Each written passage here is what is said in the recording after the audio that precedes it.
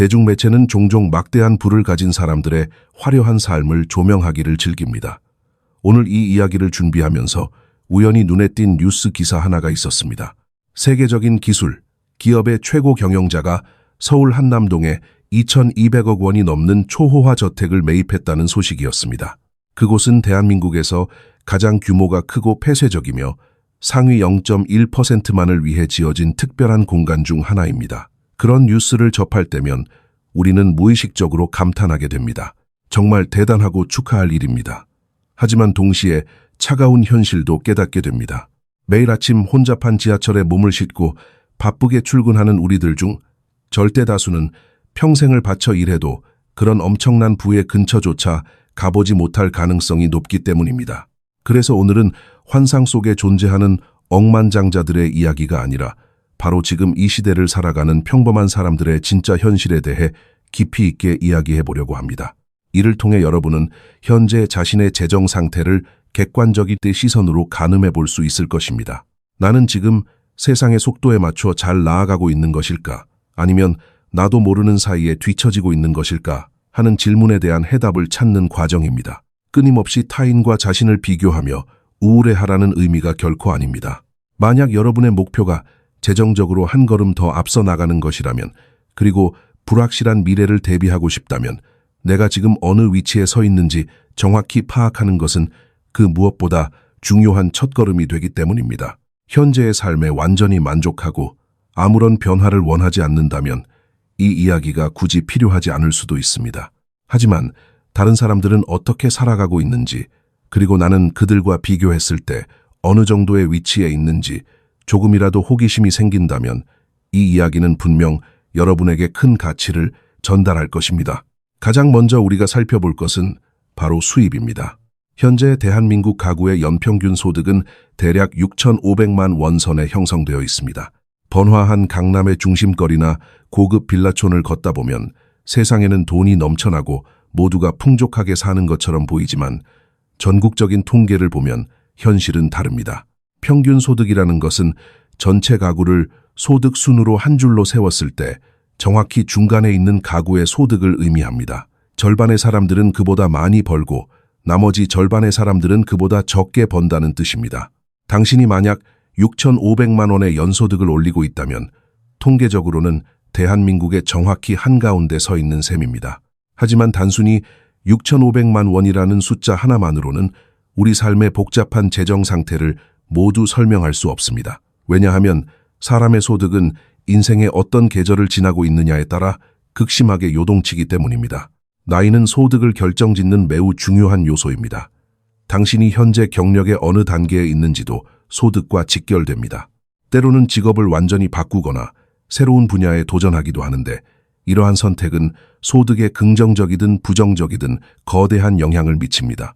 예를 들어 이제 막 사회에 첫 발을 내디딘 25세 미만의 청년 가구들을 살펴보면 연소득은 보통 3천만 원에서 3,500만 원 사이를 맴돕니다. 이들은 아르바이트를 하며 학업을 병행하거나 대학을 갓 졸업하고 첫 직장에 들어가 수습 기간을 거치는 등 인생의 출발선에 서 있는 사람들입니다. 시간이 흘러 20대 중반을 지나 30대 초반에 접어들면 상황은 조금 나아집니다. 경력이 쌓이고 직장에서 자리를 잡기 시작하면서 가구 소득은 5천만 원대 중반으로 훌쩍 뛰어오릅니다. 과거에 비하면 꽤 눈에 띄는 성장입니다. 그리고 인생에서 가장 활발하게 경제활동을 하는 시기인 35세에서 44세 사이가 되면 연소득은 7천만 원에서 8천만 원 사이로 상승합니다. 마침내 인생 최대의 소득을 올리는 정점은 보통 45세에서 54세 사이에 찾아옵니다. 이 시기 가구의 평균 연소득은 8,500만 원에서 9,500만 원에 달합니다. 하지만 이 화려한 정점을 지나고 나면 소득은 서서히 내리막길을 걷기 시작하며 사람들은 조금씩 은퇴라는 낯설고 두려운 현실을 마주하게 됩니다. 여기서 우리가 주목해야 할 매우 흥미롭고도 씁쓸한 사실이 하나 있습니다. 인생에서 가장 많은 돈을 버는 정점의 시기조차 절반 이상의 사람들은 여전히 연소득 1억 원의 벽을 넘지 못한다는 것입니다. 과거에는 연봉 1억 원이라고 하면 누구나 부러워하는 성공의 상징이자 경제적 자유를 의미하는 꿈의 숫자였습니다. 하지만 오늘날의 현실은 너무나도 가혹합니다. 지금 같은 살인적인 물가 상승률 앞에서는 연봉 1억 원조차도 사실상 현대판 빈곤선에 불과하다고 주장하는 전문가들이 늘어나고 있습니다. 어떤 사람들은 이 주장이 너무 극단적이라고 비판할지도 모릅니다. 적은 돈으로도 충분히 행복하고 만족스러운 삶을 살고 있다고 항변하는 사람들도 분명 존재합니다. 그들의 말에도 물론 진실이 담겨 있습니다. 하지만 우리가 간과해서는 안 될 것은 현대 사회가 끊임없이 우리의 소비 기준을 끌어올리고 있다는 점입니다.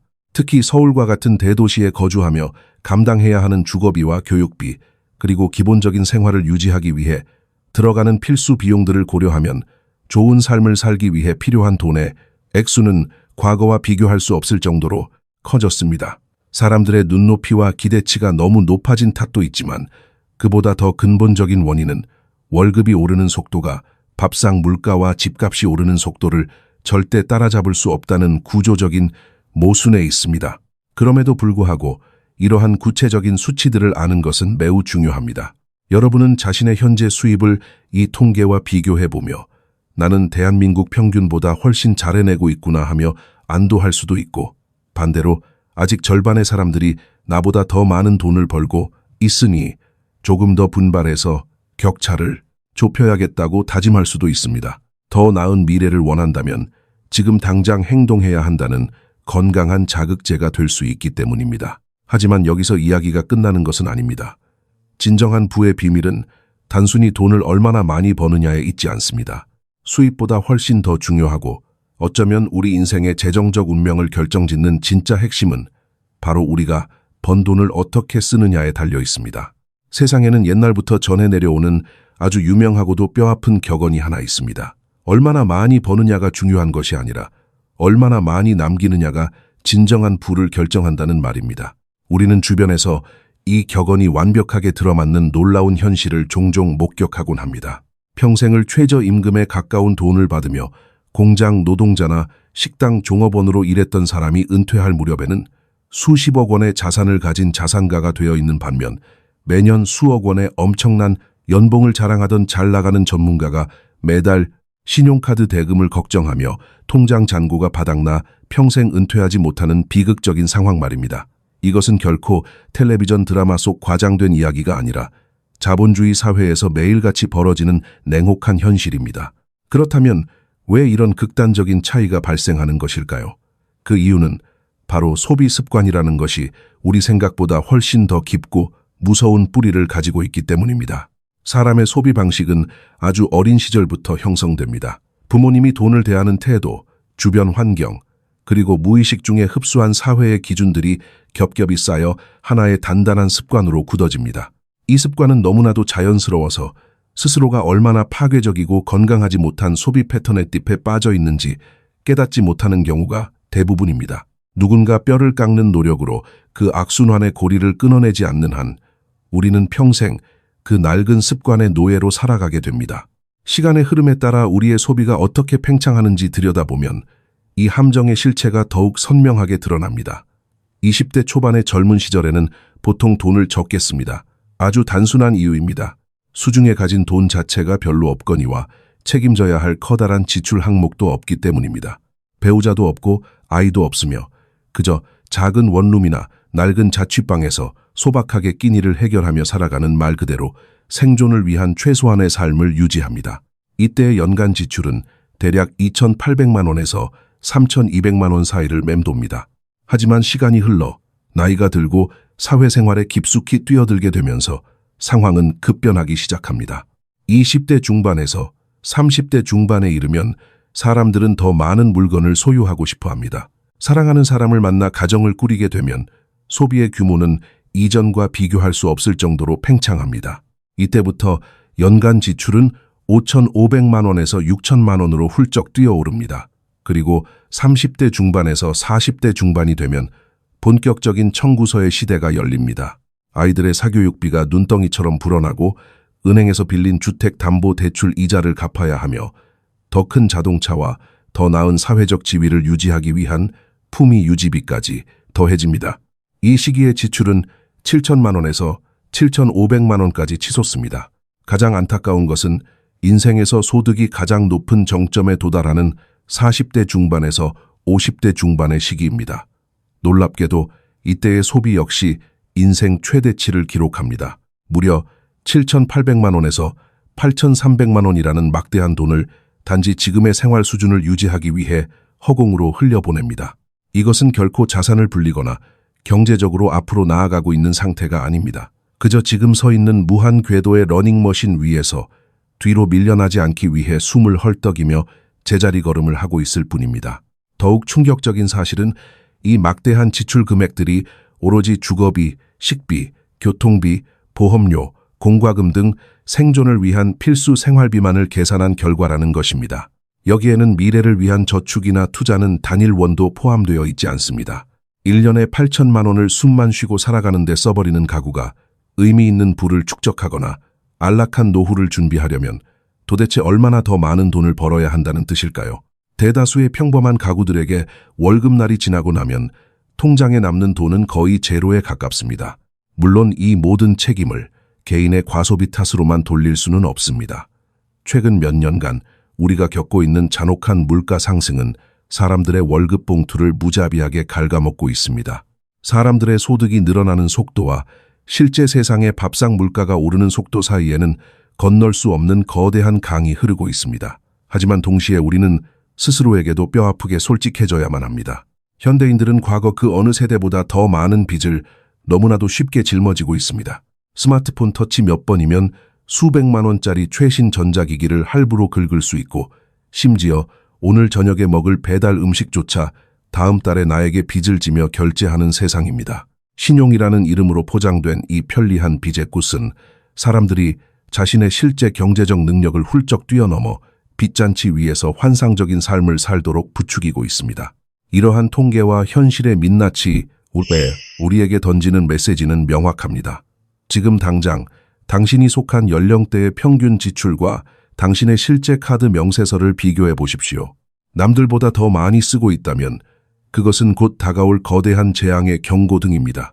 반대로 남들보다 더 많이 벌면서 지출은 평균 이하로 철저하게 통제하고 있다면 당신은 이미 경제적 자유를 향한 완벽한 황금 비율을 찾아낸 것입니다. 이 사소해 보이는 매일의 지출 통제와 저축의 차이는 결국 수십 년이 흐른 뒤 우리가 늙고 지쳤을 때 결코 되돌릴 수 없는 거대한 자산의 격차와 무거운 빚의 굴레로 우리 앞에 나타나게 될 것입니다. 바로 그 무거운 빚의 굴레와 오랜 시간 묵묵히 쌓아온 저축의 결과물이 고스란히 합쳐져 마침내 우리 눈앞에 나타나는 인생의 최종 성적표가 있습니다. 그것이 바로 우리가 흔히 말하는 순자산입니다. 수입과 지출이 매달 통장을 스쳐 지나가는 흐름이라면 순자산은 당신이 평생 동안 얼마나 많은 돈을 벌었고 그 중에서 얼마를 지켜냈으며 또 그 돈을 얼마나 지혜롭게 투자하여 불렸는지를 보여주는 가장 정직한 거울입니다. 결국 인생의 어느 시점에 도달하면 평생 남들보다 훨씬 적은 월급을 받았던 사람이 화려한 연봉을 자랑하던 사람보다 훨씬 더 거대한 순자산을 소유하게 되는 놀라운 역전극이 벌어집니다.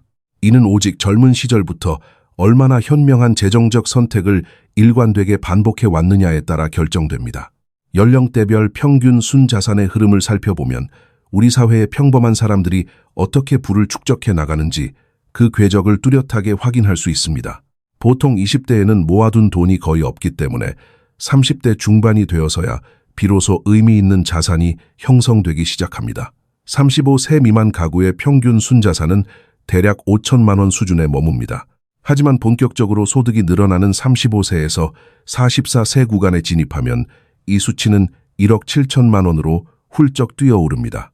이후 45세에서 54세 사이에는 3억 2천만 원으로 증가하고 55세에서 64세 사이에는 4억 7천만 원에 도달하며 마침내 은퇴가 본격화되는 65세에서 74세 사이에는 5억 3천만 원으로 정점을 찍습니다.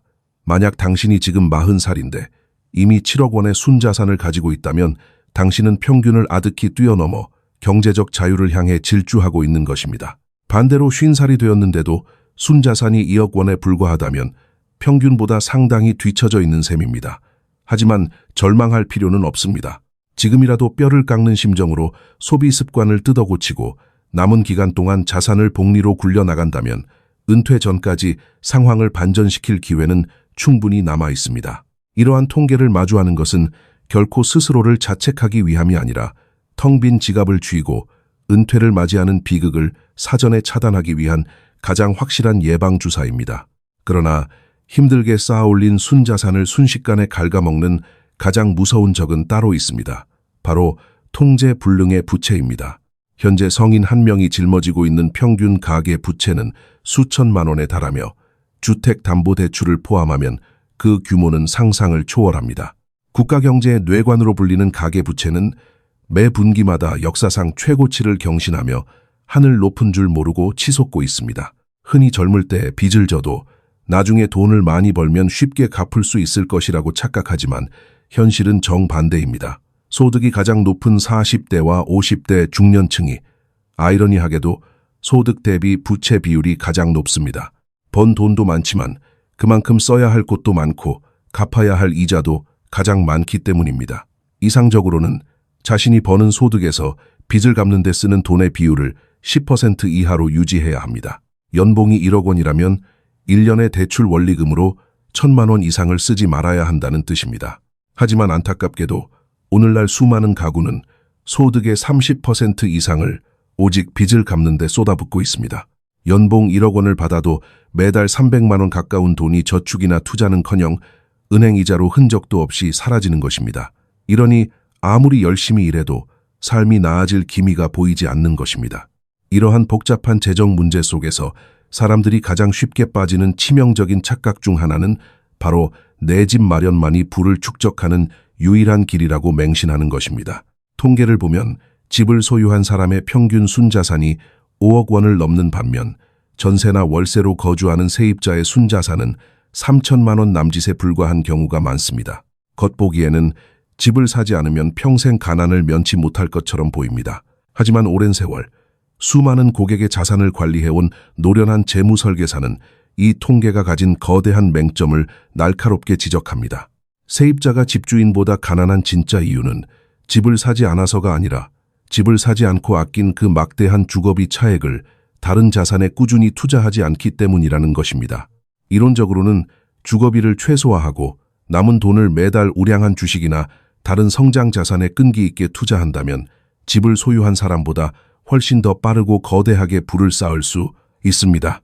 하지만 불행히도 인간의 본성은 그렇게 철저하게 규율을 지키도록 설계되어 있지 않습니다. 대부분의 사람들은 수중에 남은 현금을 미래를 위해 투자하기보다는 당장의 즐거움을 위해 소비해버립니다. 그래서 사람들은 매달 갚아야 하는 대출금이라는 강제적인 저축 시스템에 스스로를 묶어두기 위해 무리해서라도 집을 사는 것입니다. 물론 집이 훌륭한 자산이 될 수는 있지만 이 역시 철저한 책임감이 따를 때만 유효합니다. 집값 상승의 달콤한 열매를 온전히 수확하려면 그 집을 담보로 끊임없이 대출을 끌어다 쓰며 소비를 늘리는 유혹을 이겨내야만 합니다.